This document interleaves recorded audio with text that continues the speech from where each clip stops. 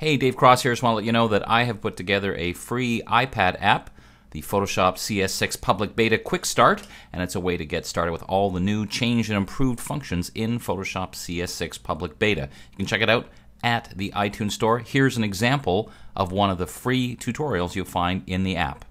If you use actions, and if you don't, you really should look into them. It's a real great time saver. Here's one of the biggest changes in the world of actions in some time, and that's an option in the Actions panel pop-up menu that says Allow Tool Recording. Before this, if you had any function that, for example, was paint with the paintbrush, clone with the clone stamp, anything that involved brush strokes or anything of that nature could not be recorded, now they can.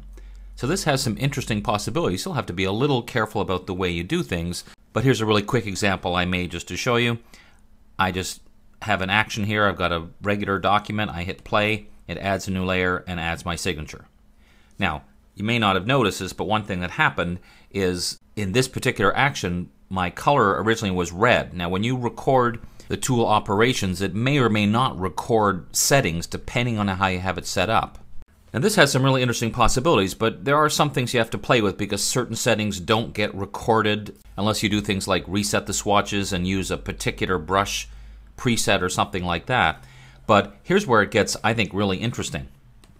Here's a series of photographs my buddy RC Concepcion gave me to use for this kind of demonstration, where there's, in this case, it's water specks on the lens, but it could just be sensor dust. And the key thing is, on every photograph, it's in the same place, because he was on a tripod trying different exposures, but he got a series of photographs where all of them are in the same place. And up until now, there really wasn't an easy solution. But here's a really interesting option. I'm going to create a new action, and now it's recording. So I'm going to add a new layer and take my spot healing brush. Now again, this is something you could never record before. I got it sample all layers, content aware.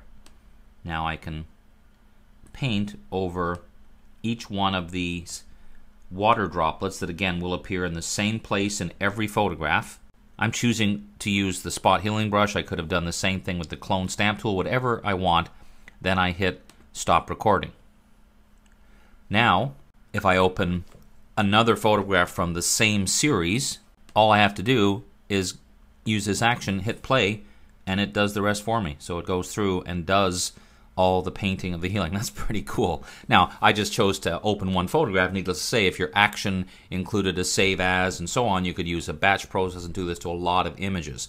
So I think there's going to be some people coming up with some really interesting, creative ways to take advantage of this.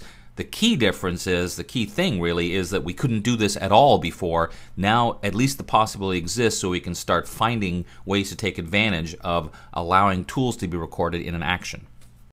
That's just one of the example movies you'll find in my Photoshop CS6 Public Beta QuickStart app for the iPad.